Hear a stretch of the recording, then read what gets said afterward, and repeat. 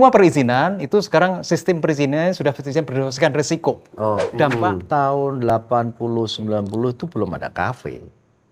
Belum ada masuk warung sama angkringan. Tahu nih. Kafe, diskotik, karaoke itu tidak akan bisa berizin alkohol kalau tidak menyatu di hotel. Semacam itu. Perhatikan juga masyarakat sekitarnya gitu-gitu. Kira-kira seperti itu. Biar tadi nggak ada case masyarakat yang minta itu ditutup gitu-gitu itu ya.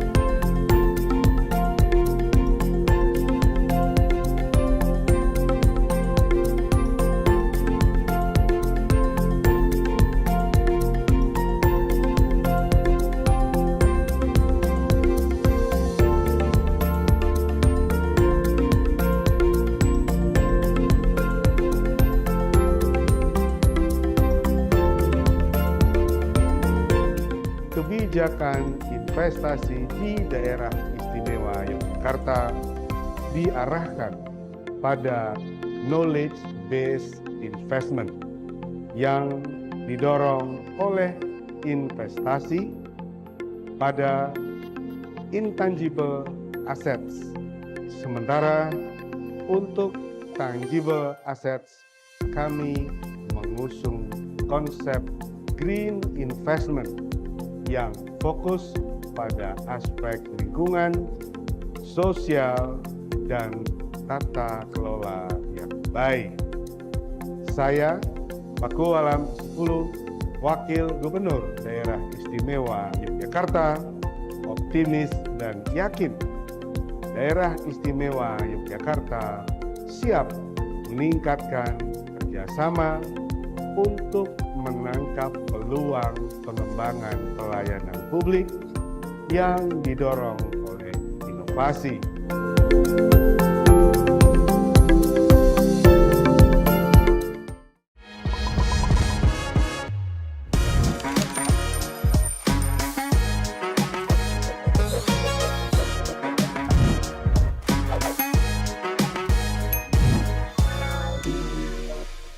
Halo, kembali bertemu dengan saya Budi Hermanto di podcast Jogja Invest bersama Dinas Penanaman Modal dan Pelayanan Terpadu Satu Pintu Daerah Istimewa Yogyakarta. Kita akan membawakan satu tema soal lampu hijau izin usaha pariwisata di Yogyakarta.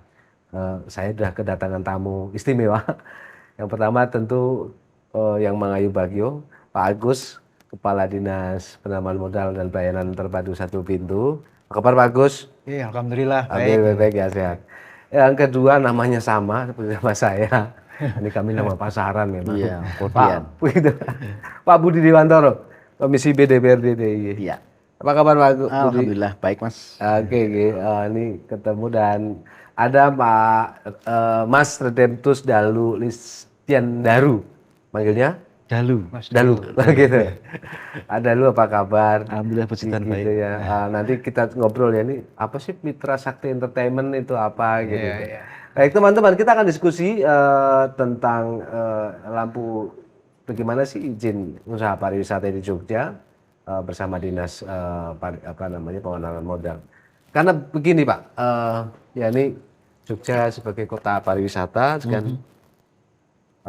tentu tumbuh berbagai industri terkait, baik itu hiburan dan macam-macam ya. Ada mungkin ada bar, ada rumah makan, ada diskotik, dan ya ada hal yang lain. Nah, sebagai orang berinvestasi dan berusaha gitu, tentu membutuhkan layanan dari tentang perizinan, tapi juga ada aspek-aspek sosial lain, kebudayaan yang juga harus dipertimbangkan. Saya ke Pak Agus dulu, Pak. Bagaimana Pak soal iklim perizinan di Jogja? Mereka, Pak. Oke, makasih Bapak Ibu semua. Jadi saya akan memulai dengan menyampaikan bahwa saya kira kita semua mudah-mudahan sudah paham bahwa 64% pertumbuhan ekonomi di DIY itu disumbangkan oleh dua sektor. Satu pendidikan, kedua pariwisata. Bicara masalah pariwisata berarti di situ juga masalah budaya. Kira-kira gitu ya. Jadi itu menunjukkan bahwa peran penting sektor pariwisata dalam rangka untuk mendukung pertumbuhan ekonomi khususnya di daerah istimewa Yogyakarta. Itu yang pertama. Kemudian yang kedua, sama, ini sebenarnya tercermin dari angka realisasi investasi yang ada di DIY.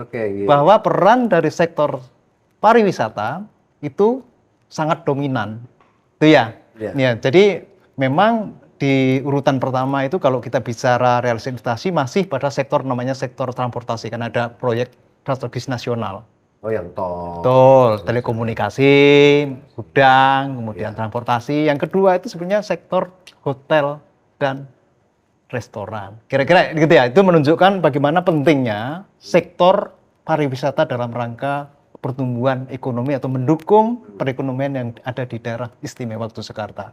Bicara masalah pariwisata tidak hanya melulu masalah hotel, tidak hanya masalah villa, tapi di situ ada usaha-usaha terkait lainnya, masalah bar, diskotik, kemudian ada spa, kemudian ada catering, jangan lupa. Ini tentu kami memberikan pelayanan perizinan itu berdasarkan kepada ketentuan yang ada. Ada namanya PP nomor 5 tahun 2021 bagaimana perizinan berusaha itu diberikan. Tentu itu diperkuat dengan adanya permen. Kalau terkait pariwisata tentu ada namanya Permen Parekraf. Itu nomor 4 tahun 2021. Tentu kami dari segi Pemda, tentu kami juga namanya punya standar operasional prosedur, punya standar pelayanan. Bagaimana kita bisa mengeluarkan izin-izin untuk mendukung sektor pertumbuhan di sektor pariwisata itu dengan tadi yang kami sampaikan di episode sebelumnya. Bagaimana kita bisa memberikan pelayanan perizinan secara mudah, cepat, transparan, jelas waktunya, dan sama prinsipnya bagaimana supaya pemohon perizinan itu mendapatkan pengalaman yang menyenangkan. Tentu ada standarnya, ada namanya SOP-nya. Berapa hari itu bisa dipenuhi? Ya tentu beda antara pemenuhan persyaratan itu di bidang misalnya di bidang diskotik, bar dengan di bidang spa beda. Tapi kami tentu dari selaku dinas yang melakukan koordinasi dalam rangka pemberian izin itu memastikan bahwa semua persyaratan itu terpenuhi, apakah itu dari segi misalnya kebersihan, dari segi keamanan, kalau itu makanan misalnya ya, dari segi kehalalan, kemudian dari segi misalnya keselamatannya seperti apa, kemudian dari segi higienitas seperti apa. Itu yang tugas kami sebetulnya selaku dinas yang mempunyai ketugasan untuk memberikan pelayanan perizinan. Tentunya itu apa yang menjadi kewenangan provinsi. Karena ada yang menjadi kewenangan kabupaten. Oh ya, kan tidak semua. Betul. Jadi tidak semua itu menjadi wewenangnya provinsi. Betul. Kalau itu apa di sektor usaha tertentu di satu kabupaten mungkin akan di kabupaten. Ya. Kecuali misalnya untuk restoran. Ya. Kategorinya misalnya di atas 100 kursi itu wewenang provinsi, di bawahnya berarti menjadi wewenang kabupaten. Di atas 200 akan menjadi wewenang pusat. Nah, itu kira-kira ada beberapa penggolongan, termasuk itu kita masuk dari segi risikonya seperti apa. Risiko rendah, risiko menengah rendah, menengah tinggi, dan tinggi. Risiko investasi maksudnya? Iya, di semua perizinan itu sekarang sistem perizinannya sudah berdasarkan risiko. Dampak terhadap faktor kesehatan seperti apa, lingkungan seperti apa, gitu ya. Termasuk keselamatan seperti apa. Nah itu termasuk tadi, misalnya kalau hotel dari jumlah kamarnya nanti akan menentukan risiko mana. Begitu juga jumlah tadi, jumlah kursi untuk restoran itu juga akan menentukan risiko. Nah itu kira-kira faktor-faktor itu sebenarnya yang sebetulnya tugas kami untuk memastikan bahwa itu terpenuhi. Gitu kira-kira gambarannya ketika. Pak Agus, nanti saya mau lanjut ke soal syarat-syaratnya kayak apa sebetulnya, tapi saya mau ke Pak Budi dulu. Gimana Pak?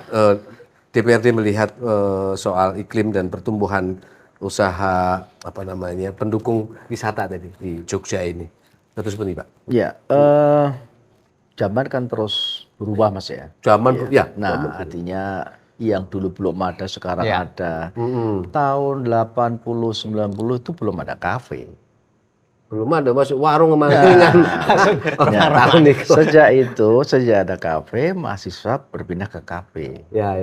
Saya baru saja ada teman seorang lawyer. Dimintai anaknya minta untuk bikin kafe. Padahal bapaknya mau menjadikan kos. Lupa. Mahasiswa sekarang belajar nggak di kamar, di kafe begitu. Ini perkembangan baru.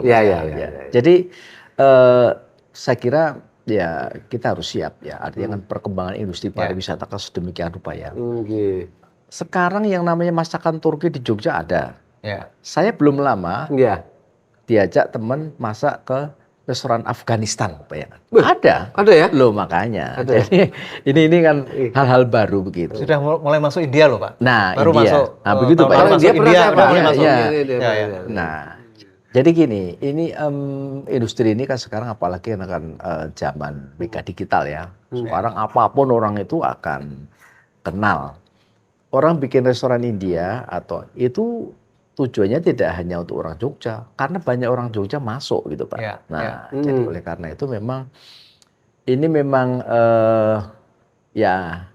boleh dikatakan berat repot Pak ya. Artinya kan ya dari dinas perizinan ini kan mengatur, meregulasi begitu agar ya pertumbuhan usaha cepat, mendatangkan kemakmuran dari masyarakat, tetap di dalam domain kita itu ada dalam ekosistem keistimewaan budaya, pendidikan, begitu. Ini juga harus, ini betul. Perlu kita jaga bersama.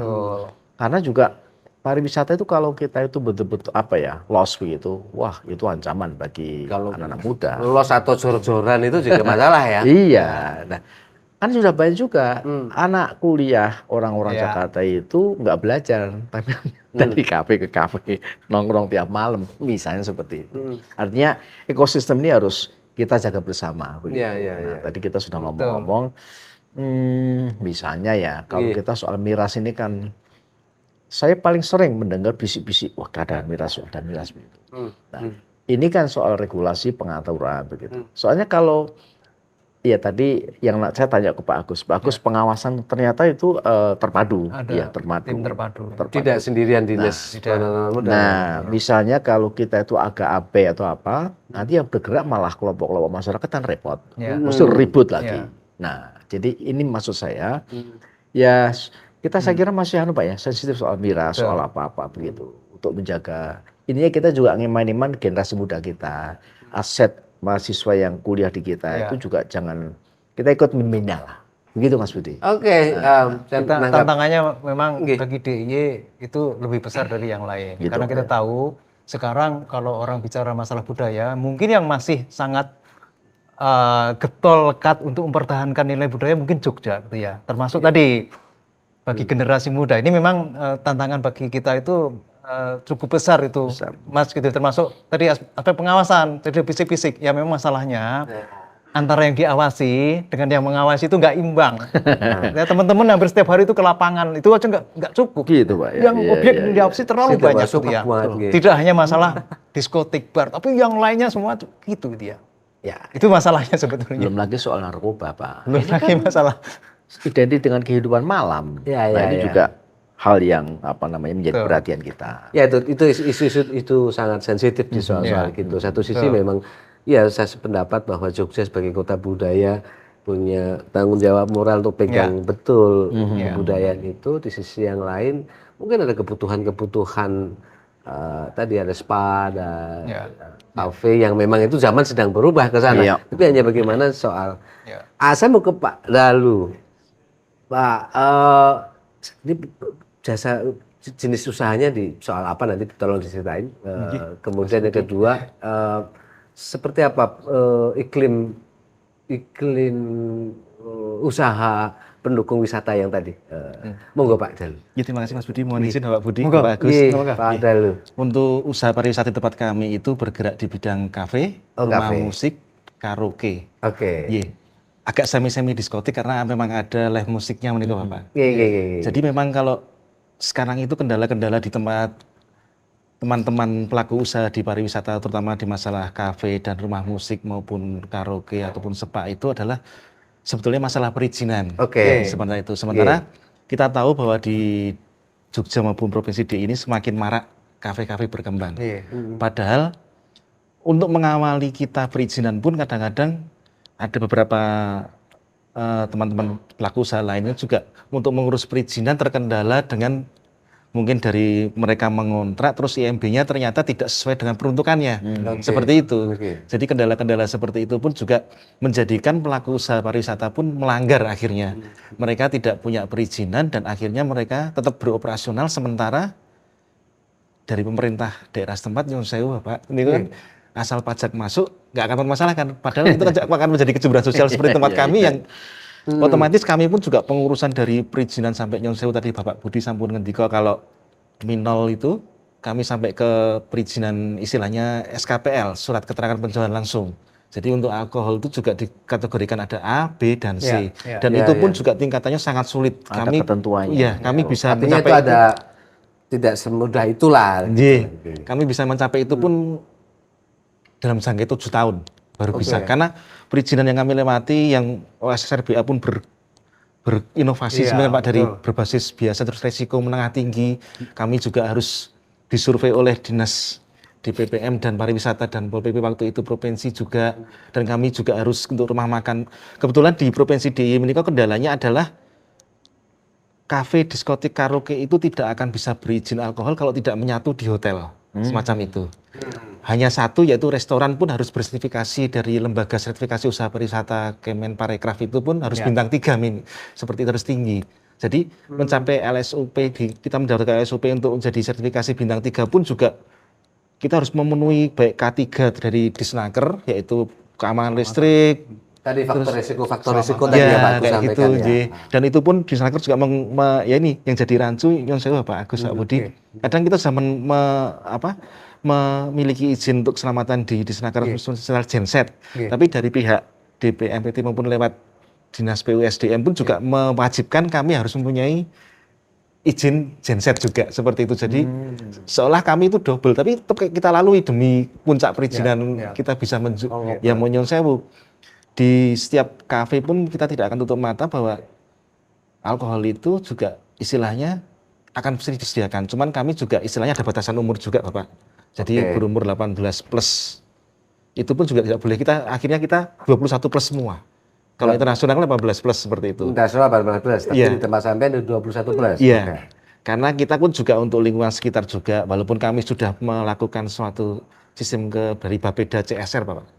Jadi untuk corporate social responsibility kan sudah kami lakukan juga, cuman terkadang teman-teman pelaku usaha lain juga merasa ada kecemburuan karena kok tempat kami seperti tidak bisa gitu loh, karena memang perizinannya agak bertele-tele dan sulit. Tapi justru kalau kami memang justru filter itulah yang menjadi memang tadi untuk filter budaya maupun kita untuk anak-anak muda yang istilahnya terus seperti tidak bertanggung jawab dengan istilahnya tentang minuman dan sebagainya seperti itu.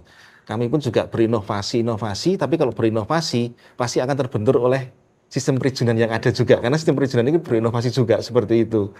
Jadi kami juga harus memperbaharuan semacam yang sewu usaha kami di Sleman pun juga sebelum langkah ke sana kami juga harus ada izin sanitasi untuk kitchennya juga seperti itu. Terus kami juga harus melengkapi hal-hal lain pendukungnya yang tercantum di OSSRB itu ada namanya PB-UMKU. Perizinan berusaha untuk menunjang gugatan usaha itu. Maaf, yang itu di levelnya kabupaten atau di provinsi? Ada yang disahkan provinsi, ada yang disahkan di kabupaten seperti itu. Kayak gitu. Jadi memang agak rumit. Kami merasa satu pintu tapi akhirnya pada kelihatan teorinya Nyon Sewu itu kami harus sana kemari, ada provinsi oke, kabupaten enggak, ada kabupaten oke, provinsi enggak, seperti itu. Jadi kendala-kendala semacam itu pun kami lewati seperti itu. Baik, nanti kita lanjutkan. Pak Agus, saya jadi pengen tertarik nanggepin ini nih. Saya pengen tanggapan Pak Agus, tapi mohon maaf mic-nya nanti Pak Agus didekatkan, saya ditarik gitu.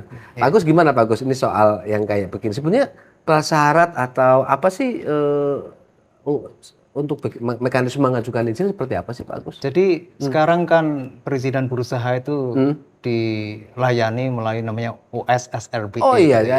Online Single Submission berbasiskan risiko.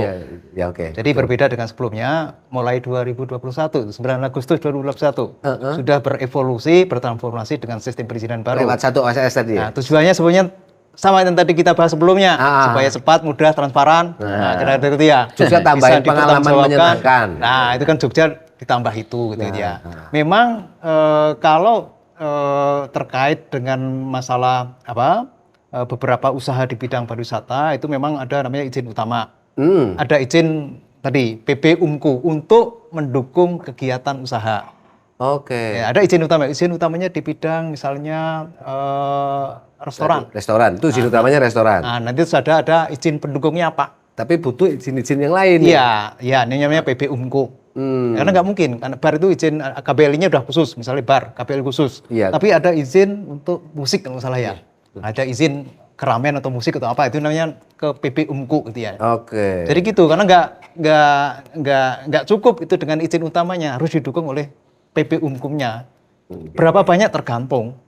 Itu ya ininya, tergantung kebutuhan ininya. Bisa macam-macam ininya. Ini memang saya kira terima kasih ada masukan dari pelaku langsung bahwa kami perlu meningkatkan koordinasi dengan teman-teman di kabupaten bagaimana supaya tidak menimbulkan di lapangan itu ada mungkin tadi ya. Ini soal genset sudah ada izinnya, ini masih dipertanyakan oleh double. Ini sebetulnya Bapak Ibu semua di sistem pengawasan terpadu itu memang namanya terpadu. Terpadu tujuannya biar tidak double-double melakukan pengawasan. Sehingga pelaku usaha bisa konsentrasi untuk mengembangkan usahanya. Tidak setiap minggu ada pengawas yang datang ganti-ganti, kira-kira seperti itu ya.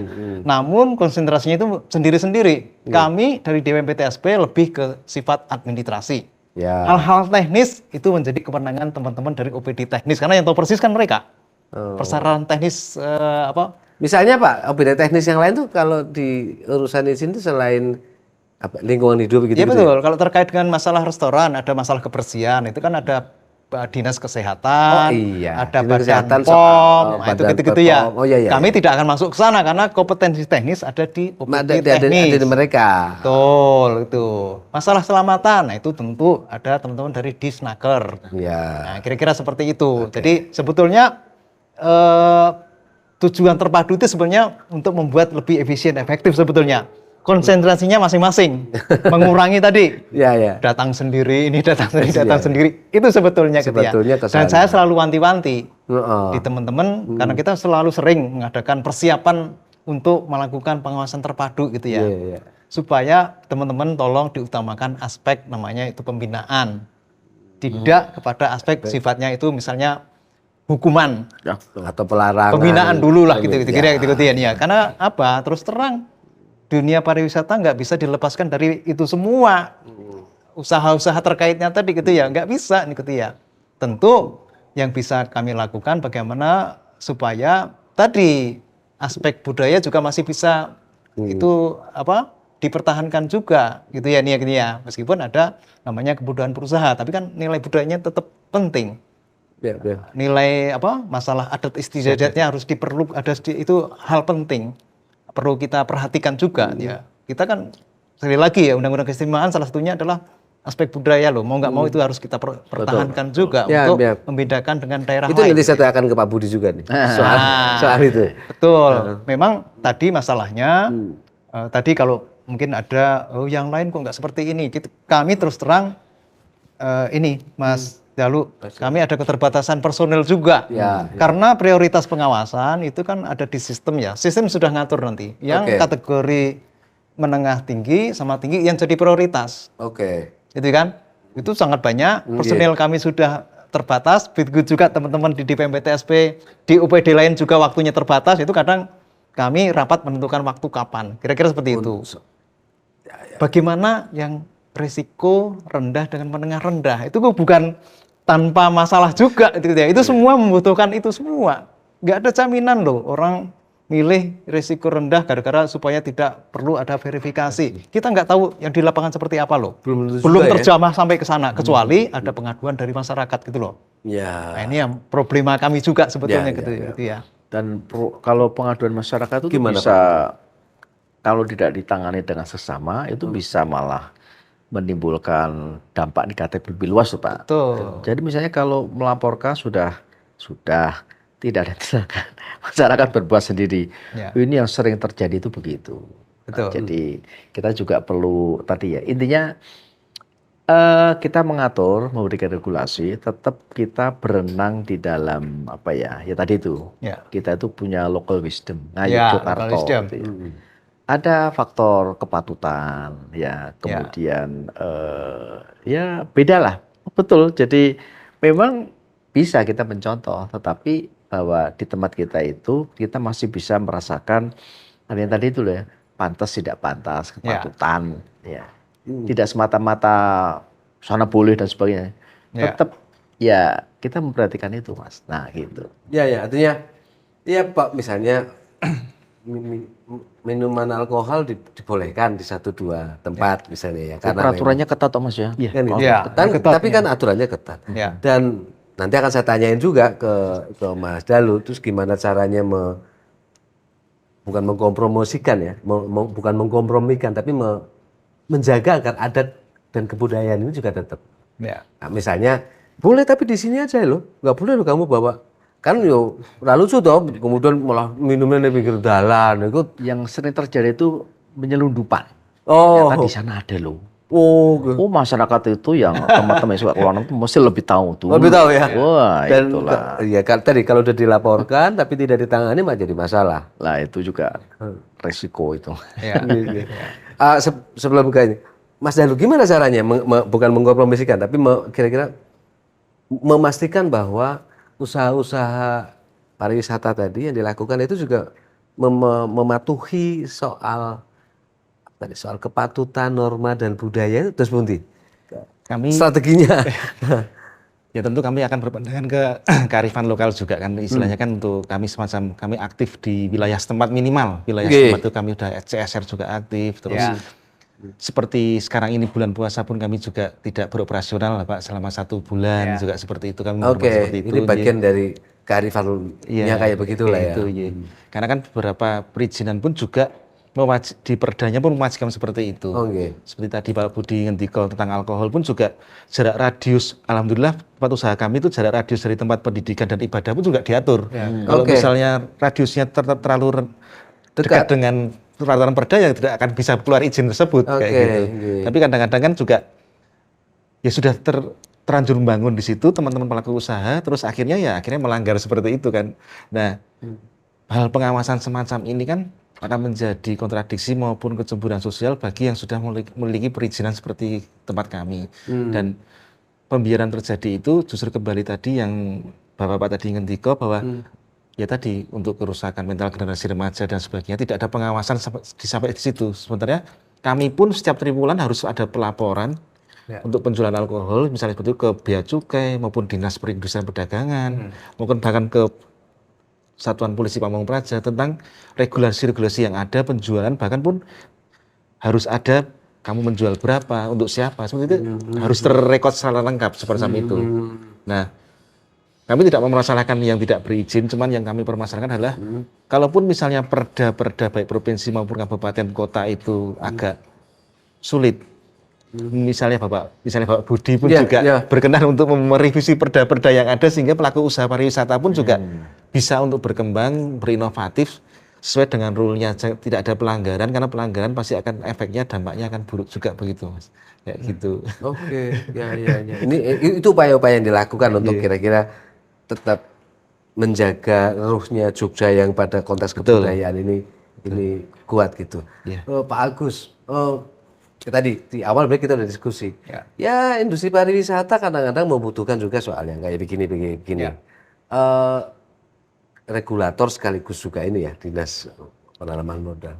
Untuk memastikan juga gimana Pak? Ini memastikan agar pelaku usaha di restoran gitu juga patuh pada soal nilai-nilai lokal, terus pundi Pak? Ya, itu saya kira tadi saya sampaikan bahwa ada pengawasan yang kami lakukan sebagai bagian dari memastikan bahwa apa yang dilakukan oleh teman-teman pelaku usaha itu sesuai dengan ketentuan. Tadi ada pengawasan sifatnya terpadu, tapi ya mohon maaf antara objek yang diawasi dengan terbatas tadi ya. Pengawasnya itu terbatas. Jadi mungkin tadi yang terjadi mungkin bukan pembiaran, tapi mungkin belum jadwalnya itu kan itu berjadwal gitu ya. Nah, karena keterbatasan mungkin ya belum sempat ada pengawasan. Jadi kalau seperti itu saya kira mungkin kalau masyarakat memandang bahwa itu tidak sesuai dengan misalnya masalah kebiasaan atau adat istiadat, saya kira hak masyarakat untuk menyampaikan sehingga nanti bukan ini pengawasannya itu bukan ngikutin jadwal, tapi itu pengawasan dengan tujuan tertentu gitu. Karena ada pengaduan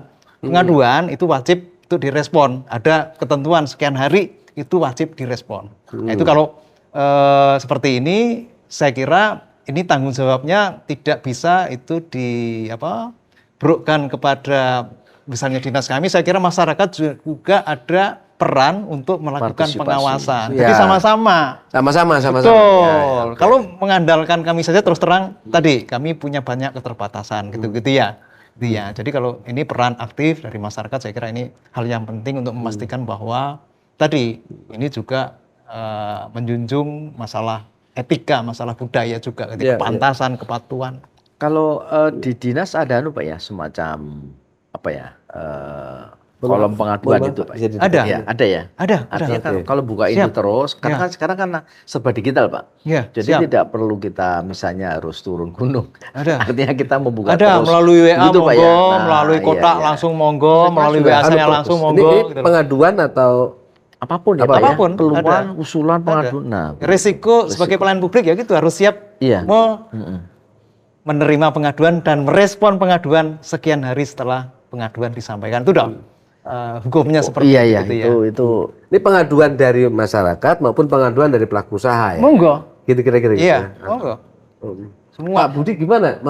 Ini ada juga bukan dilematis tapi dua. Di satu sisi ada kebutuhan pelaku usaha mendapatkan kepastian investasi yang kira-kira usahanya bisa jalan dan dia menghidupi banyak orang, tapi di satu sisi yang lain juga ada soal misalnya tadi tuntutan kebudayaan ini. Ini gimana DPRD? Ya tadi saya bilang mengkompromikan, tapi kira-kira gimana? Apa yang toolsnya kayak gimana nih? Ya, yang namanya sektor swasta, industri pariwisata itu kan mesti kan sangat mengandalkan inovasi, kreativitas. Itu nggak bisa dibendung, begitu. Dibendung. Tapi ya kita tetap membackup, tetap mendorong begitu, menata, tapi juga kita itu perlu memberikan ada regulasi begitu ya. Intinya kan tetap bisa lah ya. Jadi kemajuan dengan nilai-nilai itu harus tetap kita pertahankan. Pasti bisa. Dimanapun kalau orang sudah melupakan akar budayanya, itu nanti jadi masalah. Jadi masalah. Ya. Orang-orang Barat itu juga kadang yang namanya kebebasan juga sekarang jenuh. Keluarga-keluarga di Amerika itu kepengen kembali ke keluarga tradisional. Nanti yang diandalkan Barat itu nggak ketemu, malah bubar kabeh gitu. Nah, sama di tempat kita juga begitu. Jadi kalau pengen maju apapun, tetap kita tuh orang Jogja misalnya punya kebudayaan adiluhung tanda petik ya. Kebudayaan yang bagus dipakai, ya nggak usah dipertahankan. Ya, ya. Ya, kebudayaan yang dia itu beradaptasi dengan kemajuan, oke begitu. Ya. Jadi tetap bisa ada dialog-dialog begitu ya. Tetap bisa lah ya. Bisa, Tetap bisa. ada dialog-dialog. Nah, terutama tadi itu soal kepantutan, kepantasan, kemudian ya kita itu kan masih masyarakat religius Mas ya. Iya, iya. Ini kalau Ya. disenggol sedikit, kalau nggak tersenggol gawat itu. Ya, Nah, jadi itu apa maksud saya itu. Daripada yang menyelesaikan orang jalanan kan repot. Iya. Ya, jadi saya kira gitu Mas. Sumbu pendek ya soalnya kalau di soal kayak gini-gini ya. Nah, kalau nggak betul. hati-hati ya. Ya, ya, ya. Dialog dengan tokoh masyarakat kalau ada masalah apapun gitu. Itu bisa. Yang penting jangan sampai terjadi kerusakan yang kontraproduktif. Kita semuanya rugi. Gara-gara misalnya Lesian Malioboro misalnya menaikkan seenaknya, jebret viral se-Indonesia, coba bayangkan. Orang Bayu kabeh ya. Malah betul Bayu kabeh ya. Nah, betul Mas. Jadi wah, sampai seperti itu contohnya. Mas Dalu, mungkin ada cerita baik. Saya tidak mau, tapi ada hal baik apa yang dari usaha Mas Dalu sudah dilakukan yang tadi membuat iklim sosial dan ininya juga baik. Sehingga kita nggak jarang ada konflik lah atau bentrok-bentrok gitu di tempat usaha. Ada cita-cita baik kayak gitu nggak Mas? Kalau iya kenapa bisa begitu? Banyak sih untuk cita baiknya kami. Iya. Ya selain itu kan juga istilahnya kami pelaku usaha pun juga tidak akan meninggalkan etos dari budaya tadi itu. Karena kan juga kearifan lokal itu kami pun juga istilahnya untuk sosial masyarakat, keagamaan pun tetap di perusahaan kami tetap berjalan. Kami juga tetap ada pengajian, tetap ada ibadah untuk semua karyawan juga ada. Untuk pembinaan karyawan seperti itu juga ada. Terus untuk eksternalnya kita untuk bantuan-bantuan sosial pun juga sangat banyak kami seperti itu. Baik yang dilaporkan maupun tidak pun kami juga istilahnya melakukan hal semacam itu. Terus untuk peningkatan budaya kultur di Jogja untuk memberikan support sumbangsih kami juga ada seperti itu. Oke ya. Dalam bentuk apapun kami ya merambah ke semuanya semua itu sektor. itu bagian dari CSR-nya begitu ya. Ya, kalau CSR lebih dalam lingkungan juga, tapi kalau lebih ke tingkat tataran yang lebih luas lagi, pasti kami juga akan mensupport semua lini yang ada yang memerlukan suatu bentuk support dari kami juga kami masih akan ada. Pak Agus tadi ngendiko soal Pak Agus terpadu tadi nggak selalu semangatnya semangat menghukum ya, tapi semangat sangat membina. Tapi mungkin para pemirsa perlu tahu dari kalau punya Pak Dalu relatif saya baca dilengkapi nih soal sini-sini nih. Untuk usaha-usaha yang sejenis tapi tidak memenuhi prasyarat-prasyarat itu apa yang mau dilakukan Pak oleh pemerintah? Jadi kita sifatnya persuasif gitu ya. Persuasif karena ya. masalah pengawasan itu kan nanti dampaknya ada beberapa hal. Satu namanya teguran. Oke, ditegur dulu. Ada lesan, ada tertulisnya itu ada tahapan macam-macam. Tapi intinya supaya kita encourage untuk melengkapi perizinannya. Bukan terus langsung tutup, enggak. Itu kan nanti langkah paling akhirnya seperti itu. Tapi kita yang tutup itu gerakan masyarakat Pak, itu yang bahaya. Nah, itu Pak. Itu yang bahaya. Makanya kami harapkan tadi seperti Mas Danu. Perhatikan juga masyarakat sekitarnya gitu kira-kira seperti itu, biar tadi nggak ada case masyarakat yang minta itu ditutup itu kira-kira itu ya. Itu pakai ilmu mak bedunduk. Nah, sumbu pendek itu. Itu bukti mungkin nggak ada komunikasi antara tempat usaha dengan masyarakatnya. Jadi timbul seperti itu. Kalau komunikasi dijalin, saya kira itu nggak akan terjadi. Komunikasinya bagus. Gitu. Betul. Itu sebetulnya. Oke. Gitu ya, artinya ada persuasif. Ya. Nggak langsung juga main tutup, tetap ada proses. Mungkin Bapak kasih saran deh ke pemirsa dan teman-teman yang mau bikin usaha. Sebenarnya syarat-syarat minimal apa Pak yang harus mereka penuhi untuk dapat izin? Tentu tadi saya sampaikan bahwa ada namanya KBLI. Klasifikasi baku lapangan usaha gitu ya. Iya, yang ada. Ya itu yang nomor-nomor itu restoran atau bar atau spa atau KBLI itu. Catering. Oke. Nah, itu kan pakai OSS. Iya. Yang PP omkunya, ya ini yang mungkin nggak ada di OSS, ini monggo nanti di apa? Tapi kan ada misalnya sertifikasi.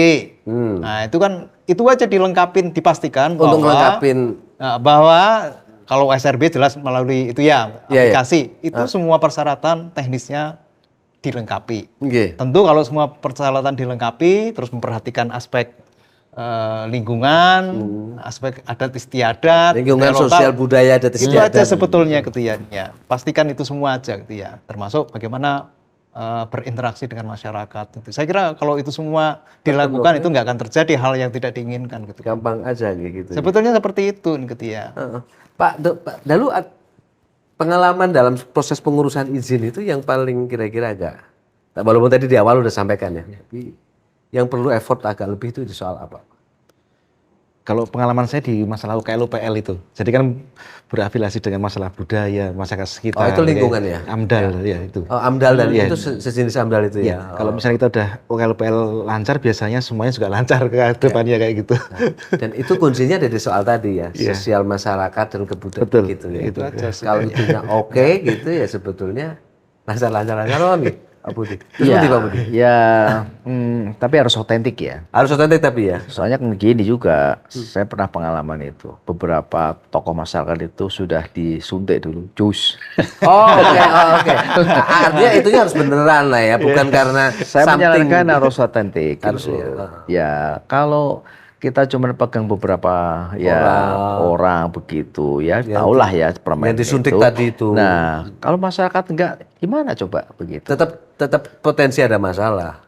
Iya, begitu. Orang demo apapun sekarang kalau tokonya dirangkul selesai, tapi yang di bawah bergejolak begitu. Nah, saya sarankan tetap apapun itu otentik itu. Based on data, fakta begitu. Nah, keputusan itu harus begitu. Oke. Biasanya kalau ada masalah itu Mas, misalnya di kabupaten nggak selesai, misalnya di tempat Mas Danu, biasanya mereka akan tarik ke atas, disampaikan ke tempat saya. Oke. Kita akan Gitu, mencoba menjembatani, mencari solusi kira-kira ininya seperti apa gitu ya. Jadi kami nggak membiarkan juga teman-teman di kabupaten untuk misalnya, oh ini wis angel nyari solusinya, biasanya itu ditarik ke atas gitu ya. Kami tentu kalau nggak bisa kami selesaikan level provinsi, kami akan melibatkan pusat untuk sama-sama mencari solusi seperti apa. Itu kira-kira gitu ya. Artinya pemerintah provinsi berada di posisi middle yang akan bantu juga teman-teman di pemerintah daerah, kabupaten, kota. Kita nanti ikut bantu gitu. Betul. Bapak-bapak terima kasih banyak atas waktu yang disediakan untuk ngobrol. Sayang waktu kita nggak terlalu banyak. Iya, gitu, pas ini. ngomongin ini. Pas gitu. Terima kasih Pak Agus, Pak Budi, Pak Dalu gitu atas kehadirannya dan teman-teman kami mengucapkan terima kasih kepada Dinas Penanaman Modal Pelayanan Satu Pintu Terpadu Daerah Istimewa Yogyakarta, kepada Pusat Desain Industri Nasional Yogyakarta dan Lovis. Para pemirsa podcast sekalian, terima kasih atas kesediaannya teman-teman untuk nonton acara ini. Nanti kita akan ketemu lagi di diskusi yang lain. Terima kasih. Saya Budi Hermanto pamit diri dan